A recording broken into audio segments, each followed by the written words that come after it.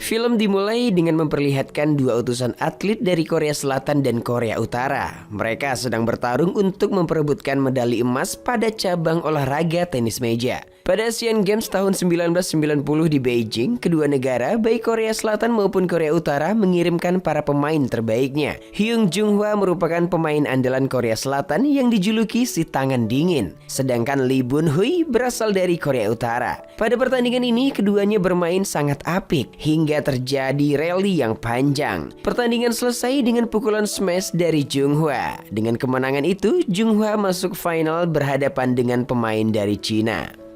Jung-hwa sudah berusaha dengan sebaik mungkin. Namun pertandingan berakhir dengan perolehan medali emas oleh Cina, medali perak oleh Korea Selatan, dan perunggu untuk Korea Utara. Saat pengalungan medali, baik Jung-hwa maupun Bung-hui terlihat saling sindir. Nampak hubungan yang tidak baik antara keduanya. 다음 세계 선수권대회에서는 반드시 정말 천하무적이라는 표현을 안 쓸 수가 없네요.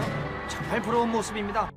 6 bulan pun berlalu. Pagi itu, Jung-hwa latihan dengan sangat keras, berlari menyusuri jalanan desa. Jung-hwa dan tim nasional tenis meja akan diutus untuk mengikuti kejuaraan tenis meja dunia di Jepang. Dengan dukungan keluarga, Jung-hwa berjanji akan memenangkan medali emas demi ayahnya yang terbaring koma di rumah sakit. Adegan selanjutnya, Jung-hwa sudah berada di asrama timnas bersama rekan lainnya. Di tempat itu, pelatih Lee Eun-il memberikan ceramah kepada para atletnya. Saat akan kembali ke kamar asrama bersama Yeonjung sahabatnya, berita di televisi menyiarkan kabar bahwa pada kejuaraan Asian Games kali ini, pemerintahan Korea Selatan dan Korea Utara sepakat untuk membentuk sebuah tim gabungan. Yeonjung dan rekan yang lain jelas protes pada pelatih Lee. Namun pelatih tak bisa berbuat banyak karena sudah perintah yang di atas. Pelatih bahkan turun jabatan jadi asisten pelatih karena Korea Utara yang akan menjadi ketuanya. 무책임한 말이 어딨어요? 알면 청와대 찾아가게? 차비 줘? Para atlet Korea telah sampai di Jepang. Dalam perjalanan menuju hotel, terlihat perbedaan yang signifikan antara dua negara. Pemain Korea Selatan terlihat antusias menikmati perjalanan, sementara pemain Korea Utara yang biasa dididik dengan pendidikan militer duduk dengan tenangnya.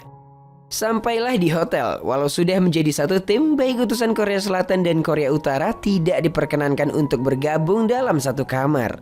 Di kamar, Bun-hui menyadari pemain timnas baru yang bernama Sun Bok sangat gugup. Ia mencoba menyemangati Sun Bok hingga wanita ini semangat kembali. Pagi hari yang begitu cerah, seluruh atlet baik dari Korea Selatan maupun Korea Utara dikumpulkan di pinggir lapangan. Mereka dituntut untuk saling mengenal satu sama lain. Sun Bok yang memang dasarnya pemalu terlihat sangat gugup, sehingga Oh Duman, utusan dari Korea Selatan, melontarkan sedikit candaan kepadanya. Mendengar hal ini, Bun-hui selaku kapten dari Korea Utara merasa Duman merendahkan derajat wanita. Disitulah Jung-hwa sebagai kapten Korea Selatan turut membela anggotanya.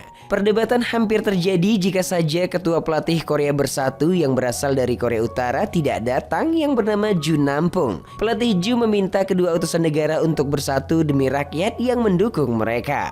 Malam harinya acara penyambutan dilaksanakan. Duman yang orangnya memang suka bergurau memanggil temannya dengan panggilan ejekan. Kyung Sup, utusan dari Korea Utara, yang mendengarnya langsung murka. Ia sampai mengancam Duman dengan sumpit jika mengulangi panggilan itu lagi. 다른 나라 수령님의 조남을 귓다이로 막 부르는 게 경우가?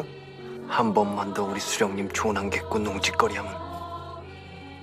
Pagi ini, kepala pelatih tim membagi para atlet yang akan bertanding berdasarkan hasil seleksi. Jung-hwa merasa keberatan dengan keputusan itu. Akan tetapi, keputusan itu mutlak dan tidak dapat diubah. Malam harinya, kekompakan yang ingin dibentuk tampaknya belum terlihat. Terjadi perkelahian antar Kyung Sup dan Duman diakibatkan saling sindir. Keributan ini membuat tim Korea masuk koran Jepang dan membuat marah pemerintah Korea.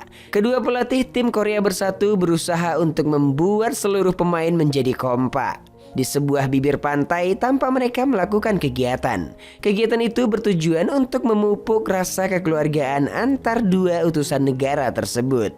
Singkat cerita, saat sedang di ruang makan, Yeonjung ingin memberikan surat cinta pada Kyung Sup. Namun sialnya, surat itu justru diambil oleh Duman.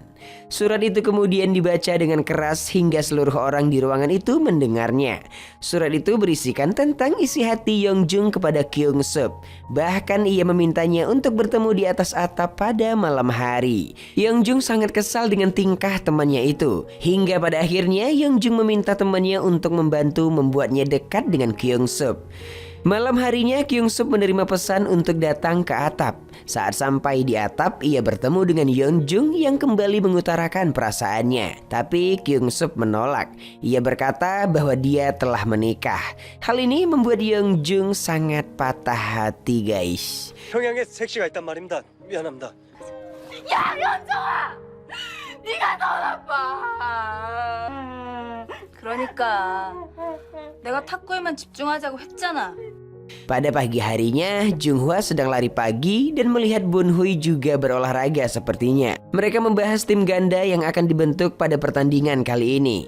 Namun Lee Bunhui tampaknya tidak tertarik dengan hal itu. Hari seleksi pun tiba. Tim Junghwa dan tim Bunhui bertanding dengan sengit hingga pada menit akhir Bunhui berhasil memenangkan pertandingan dan menjadi utusan tim ganda putri Korea untuk kejuaraan. Malam harinya, Junghwa datang ke tempat latihan. Ia meluapkan kekalahannya dengan berlatih. Pada saat itu juga, Bunhui datang ke tempat yang sama dan melihat Junghwa di sana.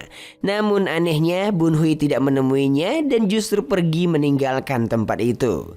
Hari pertandingan pun tiba. Negara Korea kali ini berhadapan dengan negara Jepang. Permainan pertama dilakukan oleh Sun Bok. Ia merasa gugup karena ini kali pertamanya bermain di turnamen dunia hingga dia kalah telak dari pemain Jepang. Beruntung Bunhui dan Junghwa mampu mengamankan keadaan meski dalam partai yang berbeda. Pada pertandingan ganda, Korea hampir saja kalah karena Sun Bok. Tapi Bunhui berusaha sekuat tenaga hingga Korea berhasil masuk babak selanjutnya. 스매싱 멋지게 성공합니다. 역시 이분이 성공! 이분이가 멋지게 마무리합니다. Namun pada pertandingan selanjutnya tim Korea mengalami kekalahan pada babak persiapan. Dengan perasaan bersalah, Sun Bok memohon pada kedua pelatih untuk menggantikan posisinya dalam tim ganda dengan Junghwa. Saat kembali ke hotel, Bunhui menghampiri Junghwa lalu menceritakan semua kisah hidupnya. Selain itu, Bunhui meminta Junghwa untuk menyetujui tim ganda yang akan dibentuk ulang. Setelah Junghwa dan Bunhui menjadi rekan satu tim ganda, mereka dengan mudah mengalahkan tim dari berbagai negara dan berhasil masuk semifinal. Pertemanan antara kedua atlet Korea Selatan dan Korea Utara juga semakin membaik. Setiap malam mereka diam-diam keluar kamar untuk menikmati kebersamaan. Namun hal itu diketahui oleh salah satu pengawal Korea Utara. Keadaan makin diperburuk saat pengawal ini melihat Kyung Sup menerima kartu nama dari pelatih Prancis yang sebenarnya adalah teman Duman. Hal ini langsung ia laporkan pada petinggi Korea Utara yang hadir di Jepang. Pertandingan semifinal masih beberapa hari lagi. Pelatih memberi jatah libur sehari bagi para atletnya. Junghwa memilih diam di kamar mempelajari teknik pemain Cina. Saat itu Sun Bok datang dan memberitahu bahwa Bunhui sedang sakit. Junghwa langsung membawanya ke rumah sakit dan mengetahui bahwa Bunhui mengidap hepatitis sejak lama. Namun pemerintah Korea tidak memperdulikan kesehatan atletnya, guys. Sementara atlet yang lainnya sedang bermain di taman hiburan. Saat istirahat, Yoon Jung diberitahu Duman bahwa Kyung Sup sebenarnya belum menikah. Kyung Sup dan Yoon Jung pun sengaja dipertemukan untuk menghabiskan momen berdua. Kyung Sup menjelaskan ia tidak membenci Yoon Jung, hanya saja bila nanti dia mulai menyukai Yoon Jung, pada akhirnya setelah pertandingan selesai mereka akan tetap berpisah. Apalagi Korea Utara tidak mengizinkan warganya untuk memiliki akses ke luar negara. Saat para atlet sibuk liburan, seluruh pengawal Korea Utara sibuk menggeledah kamar milik atlet dari negara mereka. Banyak barang-barang yang dilarang beredar di Korea Utara ditemukan di kamar para atlet. Parahnya lagi, mereka menemukan kartu nama pelatih Prancis teman Duman tempo hari. Yap, mereka langsung menduga Kyung Sup berkhianat. Bunhui dan Junghwa juga menikmati waktu bersama hari itu. Mereka mulai akrab satu sama lain dan berbagi cerita. Junghwa memberitahu bahwa cincin yang ia pakai adalah hadiah dari ayahnya, seseorang yang mengenalkannya pada tenis meja. 내려와서 살고 싶다는 생각, 잘 사는 나라보다는 그래도 우리 조국에서 살 거야. Tapi mereka buru-buru kembali ke hotel saat mendapat panggilan. Sampai di sana, semua atlet yang baru pulang liburan dikumpulkan. Pejabat Korea Utara murka menunjukkan semua barang yang didapat dari kamar para atlet Korea Utara. Terlebih kartu nama itu dianggap sebuah kesalahan yang fatal. Para atlet Korea Selatan berusaha membela rekannya, tapi keputusan pejabat Korea Utara sudah bulat. Atlet Korea Utara akan dipulangkan dan tidak ikut serta pada laga semifinal esok hari. Kini hanya tinggal atlet Korea Selatan yang berjuang untuk sampai di final. Sementara semua utusan Korea Utara menonton dengan perasaan gugup dari layar televisi hotel.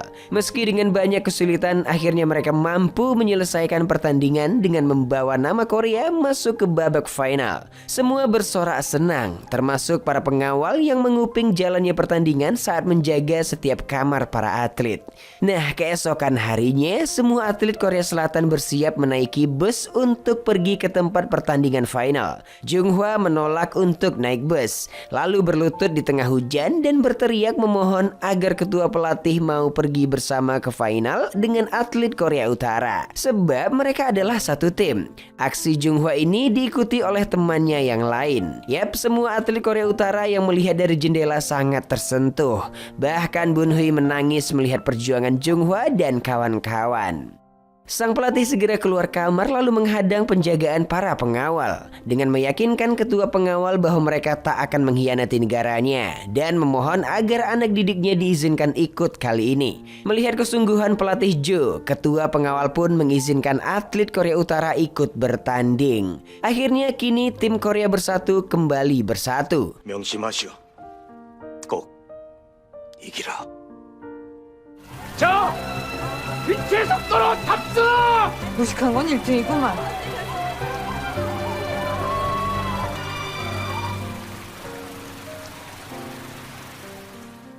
Sebelum permainan dimulai, pelatih mulai memberikan pengarahan serta semangat pada anak didiknya. Babak final telah dimulai. Junghwa membawa kemenangan pada rally pertama. Pertandingan ini bukan hal yang mudah bagi para atlet Korea. Mereka harus terus berusaha hingga mencapai kemenangan sebab lawan mereka kini adalah China, pemenang bertahan 9 kali berturut-turut. Meski sempat tertinggal poin, namun Sun Bok mampu memenangkan pertandingan tunggal putri terakhir dan menyamakan keunggulan. Kini tim ganda Junghwa dan Bun Hui yang jadi penentu kemenangan. Permainan berlangsung dengan begitu sengit sampai poin mereka seri dengan China.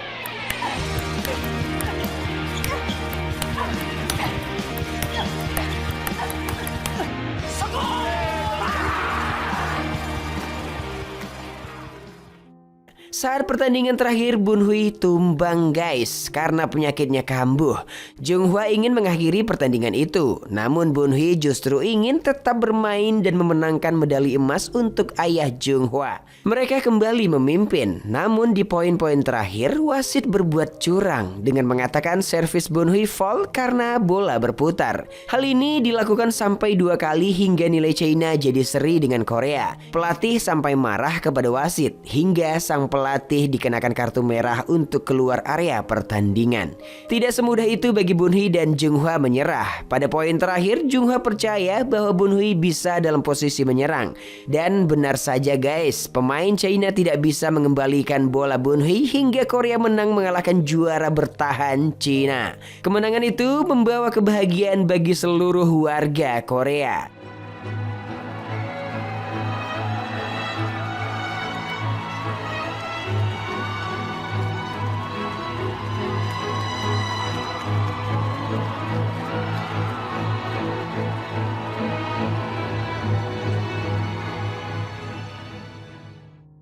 Pagi harinya, mereka bersiap untuk merayakan kemenangan itu. Namun, Junghwa mendengar kabar bahwa rombongan atlet dari Korea Utara akan segera meninggalkan Jepang dan kembali ke negaranya.